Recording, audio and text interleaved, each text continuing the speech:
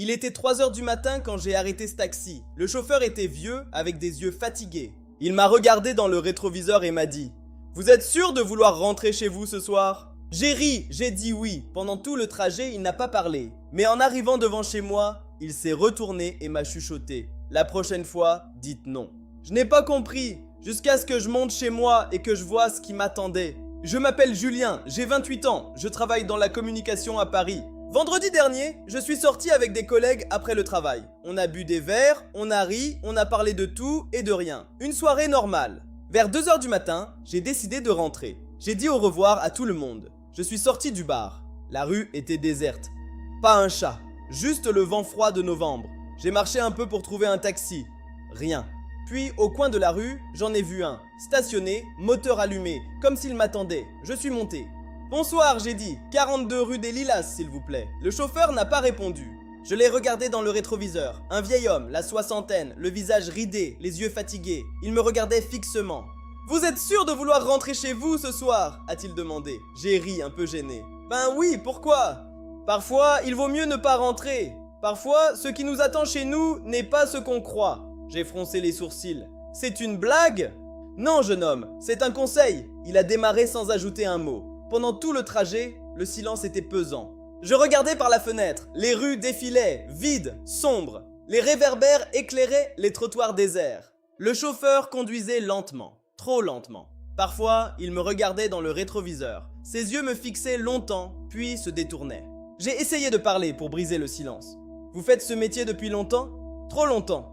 Vous aimez ça ? » « Je vois des choses, a-t-il dit. Des choses que les gens ne voient pas. Des clients qui montent dans ma voiture et qui ne devraient pas être là. Comment ça ? Il a soupiré. La nuit, tout est différent. Les vivants et les morts se mélangent. Parfois, je ne sais plus qui je transporte. Parfois, je regarde dans le rétroviseur et il n'y a personne sur la banquette arrière. Mais la voix continue de parler. J'ai senti un frisson dans mon dos. Vous essayez de me faire peur ? Non, j'essaye de vous prévenir. Parce que vous, je vous vois clairement. Vous êtes vivant. Pour l'instant. Pour l'instant, il s'est tu. La voiture s'est arrêtée devant chez moi. Je suis descendu. J'ai sorti mon porte-monnaie pour payer. Le chauffeur a secoué la tête. « Gardez votre argent. Je ne prends pas d'argent cette nuit. » « Pourquoi ?» Il s'est retourné vers moi. Ses yeux étaient fatigués, m'aperçant. « Parce que cette nuit, c'est gratuit. Pour vous ? Je ne comprends pas. Vous comprendrez bientôt. Écoutez-moi bien. En montant chez vous, ne faites pas de bruit. N'allumez pas la lumière tout de suite. Regardez d'abord. Écoutez.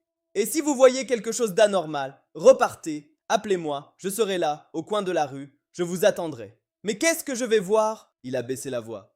Quelqu'un qui n'aurait pas dû entrer chez vous. Quelqu'un qui vous attend, depuis longtemps. Il a remonté sa vitre. La voiture est restée là, moteur allumé, au coin de la rue. Je suis monté chez moi, le cœur battant. L'immeuble était silencieux. L'ascenseur ne fonctionnait pas, comme souvent la nuit. J'ai monté les escaliers doucement, en essayant de ne pas faire de bruit. Devant ma porte, je me suis arrêté. Tout semblait normal. La porte était fermée. La lumière de l'entrée était éteinte. Mais j'ai écouté, comme le chauffeur m'avait dit. Et j'ai entendu quelque chose. Un bruit. À l'intérieur. Un pas lent, puis un autre. Puis une voix. Une voix que je connaissais. Une voix d'homme qui disait « Il va bientôt rentrer. Prépare-toi. » Mon sang s'est glacé. J'ai regardé par la serrure. Je n'aurais pas dû. Dans mon salon, il y avait 2 hommes. Je ne les connaissais pas. Ils étaient assis dans le noir, à m'attendre. L'un tenait un couteau, l'autre un pistolet. Ils parlaient tranquillement, comme s'ils étaient chez eux. Dès qu'il entre, on le saute. Pas de bruit. On prend tout et on disparaît.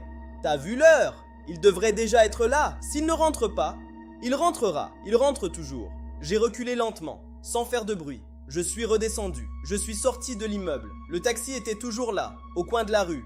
Je suis monté dedans, tremblant. Vous saviez, j'ai murmuré. Vous saviez qu'ils étaient là. Je sais beaucoup de choses, jeune homme. Je les vois, les morts. Mais je vois aussi les vivants. Les vivants qui veulent faire du mal. La nuit, les frontières sont fines. Qui êtes-vous ? Il a souri tristement. Quelqu'un qui a raté sa mort. Quelqu'un qui a eu une 2e chance. Alors je conduis. Je regarde. Je préviens ceux qui peuvent encore être sauvés. Ah, merci, j'ai dit. Merci de m'avoir attendu. Ce n'est pas fini, a-t-il dit. Ils savent que vous habitez là. Ils reviendront. Vous ne pouvez plus rentrer chez vous. Qu'est-ce que je dois faire ? Il a sorti un vieux papier de sa poche. Voici une adresse, un hôtel. Personne ne vous trouvera là-bas. Allez-y, et demain déménagez, changez de ville, de vie, de nom, recommencez. Pourquoi vous m'aidez ?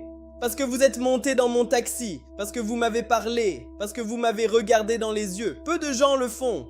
Je suis allé à l'hôtel. J'ai dormi 2 heures, pas plus. Le lendemain, je suis passé devant chez moi, de loin. La police était là. Les 2 hommes avaient été arrêtés. Ils avaient attaqué un autre appartement dans l'immeuble. Une femme âgée. Elle était à l'hôpital. J'ai déménagé. J'ai changé de ville. Je suis à Marseille maintenant. Mais certaines nuits, je repense au taxi, au vieux chauffeur, à ses yeux fatigués. Je me demande qui il était vraiment. Un fantôme, un ange, un simple homme qui voyait plus loin que les autres, je ne sais pas.